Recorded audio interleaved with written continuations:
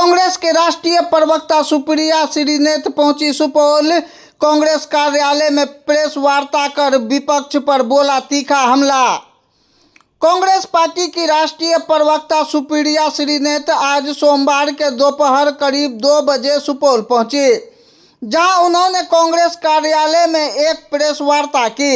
इस मौके पर महागठबंधन समर्पित कांग्रेस प्रत्याशी मिन्नत रहमानी भी मौजूद रहे। प्रेस वार्ता के दौरान सुप्रिया श्रीनेत ने विपक्ष पर जमकर हमला बोला।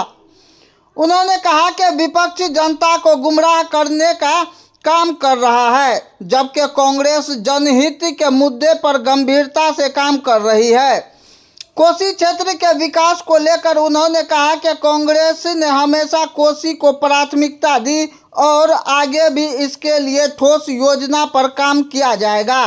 साथ ही उन्होंने सुपौल में निर्माणाधीन ओवरब्रिज की कार्य में देरी को लेकर भी सरकार पर निशाना साधा।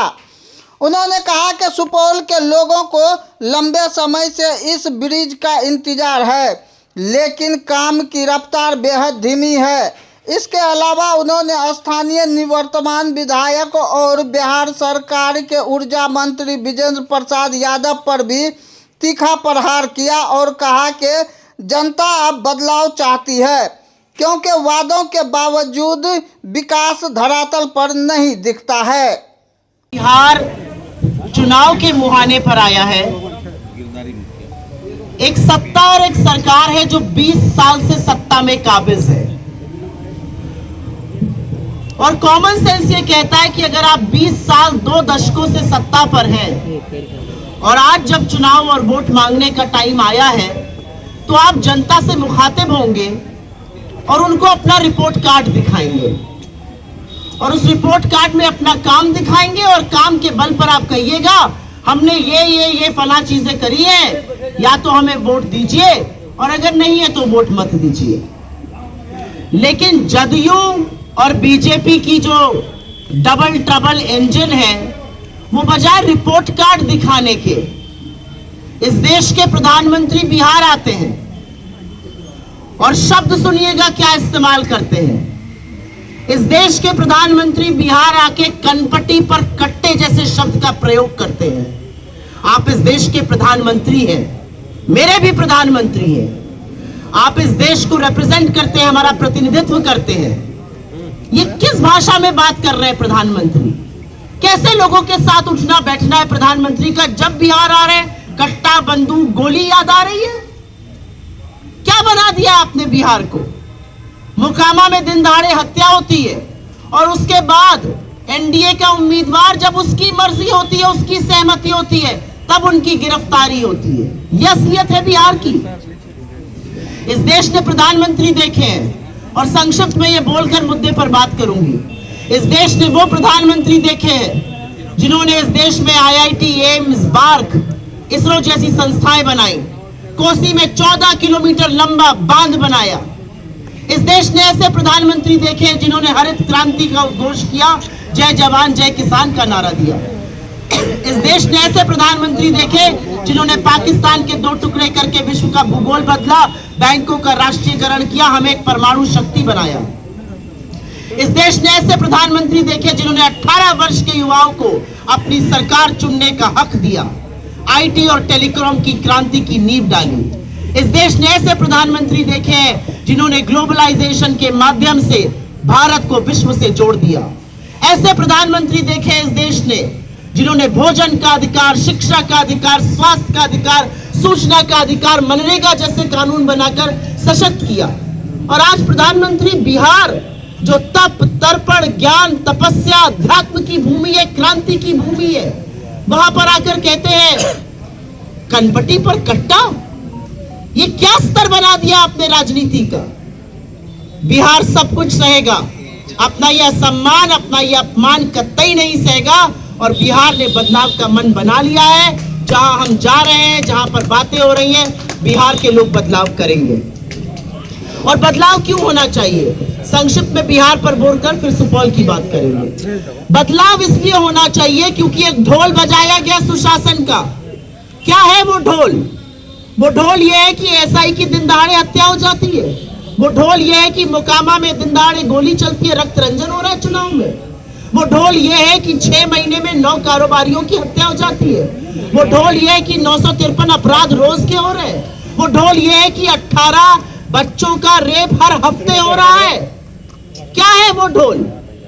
17 साल के सुशासन में, 17 साल के डबल इंजन में 53,150 निर्मम हत्याएं हुई है। ये है लॉ एंड ऑर्डर बिहार का। हम लोग टीवी पर गैंग्स ऑफ वसेपुर और मिर्जापुर देख के सोचते अरे भगवान ऐसा कैसे हो सकता है। टीवी पर बिहार, आदमी आता है कट्टा पिस्तौल अपनी जेब में रखकर, अस्पताल में घुसता है, सीसीटीवी में सब कैद है, मार के चला जाता है। अस्पताल में घुसता है, राज्य की राजधानी में मैनेजर का हत्या करके चला जाता है। यह आपने बिहार को बनाया है। किस शिक्षा की बात करते हैं? जिस नालंदा में दुनिया से लोग शिक्षा अर्जन के लिए आते थे, उस बिहार में आज 16,000 से ज्यादा स्कूल बिना बिजली के चल रहे हैं। 73,000 से ज्यादा स्कूल में कंप्यूटर नहीं है।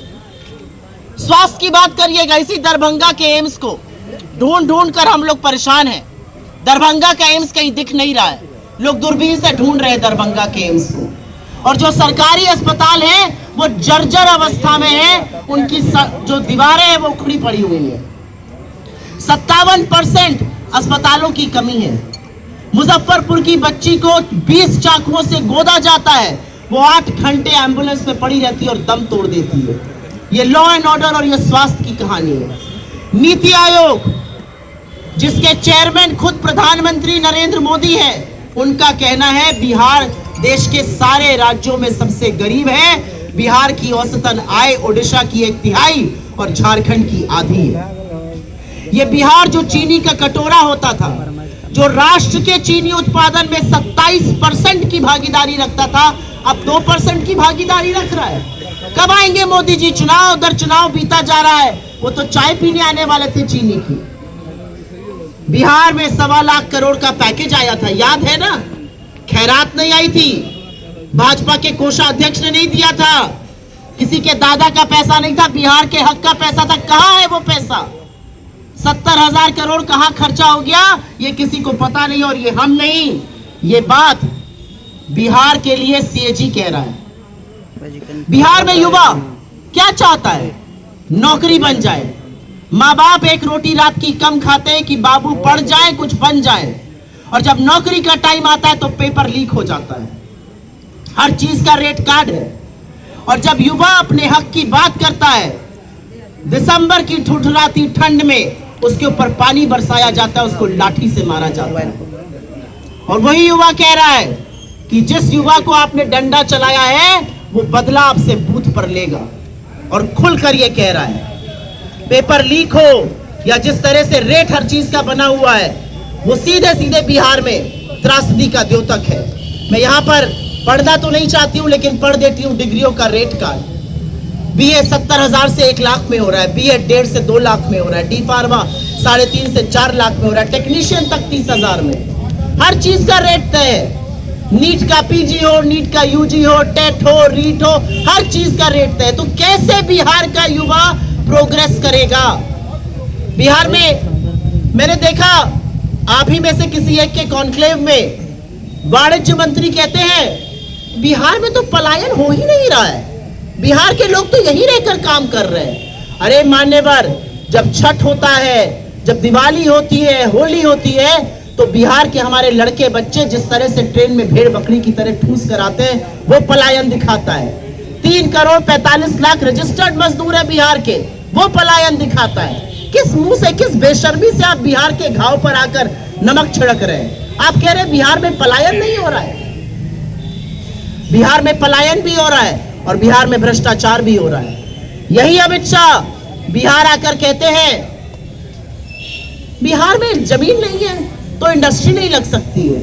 लेकिन इसी बिहार में आप 1000 एकड़ जमीन 1 रुपए पर 10 लाख पेड़ काटने के नाम पर अडानी को दे देते हैं। कैसे दे देते हैं? जो इंडस्ट्री लगी बिहार में, जो स्कूल कॉलेज बने, जो इंस्टीट्यूशंस बने, वो कांग्रेस की सरकारों ने बनाए। क्या किया पिछले 20 साल में? आज जवाब उस बात का आना चाहिए। हमारी कुछ योजनाएं हैं और उस पर हम जरूर चर्चा करेंगे, लेकिन उसके पहले मैं ये बोलना चाहती हूँ कि कांग्रेस की, राहुल जी की, तेजस्वी जी की मुकेश सैनी जी की, हमारे लेफ्ट के साथियों की एक सोच है बिहार को लेकर कि बिहार को अगर आगे बढ़ाना है तो बिहार को रोजगार यहाँ देना पड़ेगा, इंडस्ट्री यहाँ लगानी पड़ेगी, खेतिहर मजदूरों और किसानों का भला यहाँ करना पड़ेगा, महिलाओं के हाथ में पैसा यहाँ डालना पड़ेगा। चुनाव मुहाने पर आया तो आप झुंझुना लेकर आ गए। आप महिलाओं को 10,000 रुपए दे रहे हैं, लेकिन बिहार की महिलाएं बड़ी जागरूक है। ये बिहार की महिलाएं हैं जो सब जानती और सब समझती हैं, और वो खुल कर कह रही हैं अगर हमारे रोजगार की ही बात थी तो 20 साल में क्यों नहीं किया। हम तो कहते हैं पैसा भी रखो और वोट भी मत दो, क्योंकि वो जानती है कि इन्हीं की महाराष्ट्र सरकार को डबल करना था लाडकी बहना, 25 लाख महिलाओं को निकाल दिया उस योजना से। दिल्ली में लागू ही नहीं हुई। अभिषेक दत्त दिल्ली से पूछिए इनसे। मध्य प्रदेश में डबल होनी थी, एक नया पैसा नहीं बढ़ा, महिलाएं निकाल दी जा रही योजनाओं से। हमारी योजना है कि महिलाओं को 2500 रुपए उनके खाते में माई बहन योजना के तहत डाला जाए, हर परिवार में एक सरकारी नौकरी दी जाए, और ये हो सकता है। और आप में से कुछ जरूर इस पर सवाल पूछेंगे, उसका मैं जवाब दूंगी। हमारी योजना है कि MSP दिया जाए, हमारी योजना है कि पलायन को रोकने के लिए यहाँ पर रोजगार बने, हमारी अति पिछड़े और महादलितों को लेकर योजना है। और जब राहुल जी और मुकेश सैनी जी कल एक पोखरा तालाब, जो यहाँ पे हमारे यूपी में उसको पोखरा कहते हैं, यहाँ पर पोखर कहते हैं शायद, जब वो उतरते हैं तो वो मछली पकड़ने नहीं उतरे, वो ये संदेश देने उतरे कि इस देश की आबादी चाहे तालाब में हो, वो मछुआरे हो जो जीवन यापन वहां कर रहे हैं, उनके साथ उस पानी में भी खड़े हैं। मैं बात करना चाहती हूँ, बिहार का नवीनतम जिला कितनी उम्मीदों कितनी आशाओं से बना था। एक व्यक्ति को लगातार जिताया जा रहा है, उसको जदयू अपना विश्वकर्मा कहती है। सवाल इस बात का है कि इन विश्वकर्मा महोदय ने कितने कॉलेजेस बनाए, कितने इंस्टीट्यूशन बनाए, कितने महिलाओं के लिए स्कूल कॉलेज बने, क्या बना रहे हैं? असलियत यह है कि चाहे वो लटन चौधरी जी हो, चाहे ललित नारायण मिश्रा जी हो, जो इंडस्ट्री बनी, जो उद्योग लगे, वो उनके लगाए हुए। क्या किया इन विश्वकर्मा जी ने, जिनको जदयू अपना विश्वकर्मा कहती है? अपनी तिजोरियां भरी और अपने ठेकेदारों की तिजोरियां भरी। और इसीलिए आज आपके बीच में हम यह ऐलान करने आए हैं, हमारी सरकार बनेगी, और जिस तरह से कोसी में विस्थापित लोगों के साथ मजाक किया जा रहा है, उन पर होल्डिंग टैक्स लगाया जा रहा है, ये क्रूरता है, ये अन्याय है, हम वो खत्म करेंगे और हम किसी भी कीमत पर ये होने नहीं देंगे। हम होल्डिंग टैक्स को खत्म करेंगे और कोसी पुनर्वास भूमि को टैक्स मुक्त घोषित करेंगे। स्मार्ट मीटर के नाम पर जो लोगों को ठगा जा रहा है, और प्राइवेट बिजली वालों को, बिजली का प्लांट लगाना है सरकार को, कुछ सालों बाद पता चलता है वो लगाएंगे अडानी। क्यों लगाएंगे भाई? प्राइवेट बिजली से जो लूटा जा रहा है वो लूट बंद करेंगे, 200 यूनिट बिजली की मुफ्त देंगे। बाढ़ प्रभावित क्षेत्र, असलियत यह है कि बिहार के साथ, जब बिहार 70% बाढ़ ग्रसित था, तब आपके वोट के साथ खिलवाड़ किया जा रहा था। हम बाढ़ प्रभावित इलाकों में तटबंध निर्माण के लिए 5 साल की योजना बनाएंगे और आधुनिक तकनीक से पुनर्वास करेंगे। सुपौल में युवा प्रशिक्षण और उद्यमिता केंद्र बनेगा। युवाओं को 2 लाख रुपए तक लघु उद्योग के लिए ब्याज मुक्त सहायता मिलेगी। और ये काफी सारी चीजें जो हम कह रहे हैं, ये हमने कर्नाटका में, तेलंगाना में, हिमाचल में, राजस्थान में, छत्तीसगढ़ में करके दिखाई है, और इसका फायदा भी है। अभिषेक भाई प्रभारी हैं सचिव कर्नाटका के, उनसे पूछिए कैसे महिलाओं के हाथ में जब पैसा आया शक्ति योजना से या गृह लक्ष्मी से, उन्होंने छोटे छोटे उद्योग बनाए, अपने परिवार की शिक्षा का, अपने परिवार के स्वास्थ्य का मान बढ़ाया। किसानों को MSP पर अधिक दाम मिलेगा, किसान हाट की स्थापना होगी, भूमिहीन दलितों और झुग्गीवासियों को जमीन का अधिकार मिलेगा और बेहतर आधारभूत सुविधाएं मिलेंगी। ये प्रेस कॉन्फ्रेंस खत्म करने से पहले यहाँ से कुछ ही दूर पर, कुछ ही फलांग पर रेलवे ओवरब्रिज 2022 में बन जाना था, 2025 में बैठे हैं। अभी भी सुपौल को कष्ट होता है, जाम लगता है, लोग परेशान हैं, वो रेलवे ओवरब्रिज क्यों नहीं बना? अगर डबल इंजन की सरकार है तो 2 डायरेक्शन में क्यों चल रही है? असल में डबल इंजन नहीं, ये ट्रबल इंजन है, और इसीलिए सुपौल और बिहार के बाकी क्षेत्रों का विकास नहीं हुआ है। लेकिन हमारा मानना है विकास वो लोग करेंगे जो यहाँ की पीड़ा, यहाँ का दर्द, यहाँ की तकलीफ समझ सके, जो यहाँ के लोग हों, जो समझ सके कि दो गुजराती मिलकर दो गुजरातियों का फायदा नहीं कराएंगे बिहार से, वो बिहार के युवाओं का फायदा कराएंगे, वो बिहार के लोगों का फायदा कराएंगे। और इसीलिए एक आधारभूत तरीके से हम बिहार का और सुपौल का विकास करने की बात कर रहे हैं। आपके सवालों का बहुत बहुत स्वागत है। अगर आपके सवाल क्षेत्र से और इन्हीं से मुद्दों से जुड़े रहे तो मैं बहुत अभिभूत रहूंगा।